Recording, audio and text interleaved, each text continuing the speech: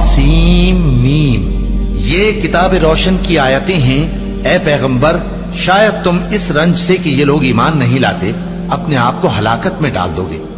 अगर हम चाहें तो इन पर आसमान से कोई निशानी उतार दें, फिर इनकी गर्दनें उसके आगे झुक जाएं, और इनके पास रहमान की तरफ से कोई नई नसीहत नहीं आती मगर ये उससे मुंह फेर लेते हैं। सो ये तो झुटला चुके, अब इनको उस चीज की हकीकत मालूम हो जाएगी जिसकी हंसी उड़ाते थे। क्या इन्होंने जमीन की तरफ नहीं देखा कि हमने उसमें हर किस्म की कितनी नफीस चीजें उगाई हैं?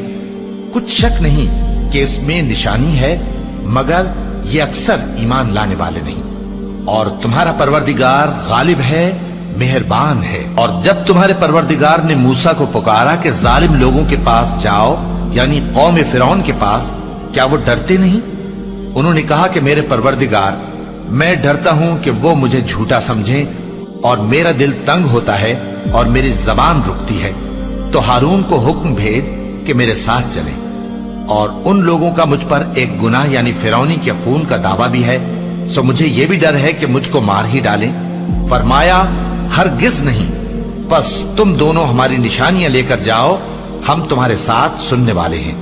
सो दोनों फिरौन के पास जाओ और कहो कि हम तमाम जहानों के मालिक के भेजे हुए हैं और इसलिए आए हैं कि आप बनी इसराइल को हमारे साथ जाने की इजाजत दें। फिरौन ने मूसा से कहा, क्या हमने तुमको जबकि तुम बच्चे थे परवरिश नहीं किया था, और तुमने बरसों हमारे यहां उम्र बसर नहीं की? और तुमने एक और काम किया था जो किया, तुम नाशुक्रे मालूम होते हो। मूसा ने कहा कि हां, वो हरकत मुझसे नागहां सरजद हुई थी और मैं खताकारों में था। फिर जब मुझे तुमसे डर लगा तो मैं तुम्हारे पास से फिरार हो गया। फिर मेरे रब ने मुझको नबूवत और इल्म बख्शा और मुझे पैगंबरों में से किया। और क्या यही एहसान है जो आप मुझ पर रखते हैं कि आपने बनी इसराइल को गुलाम बना रखा है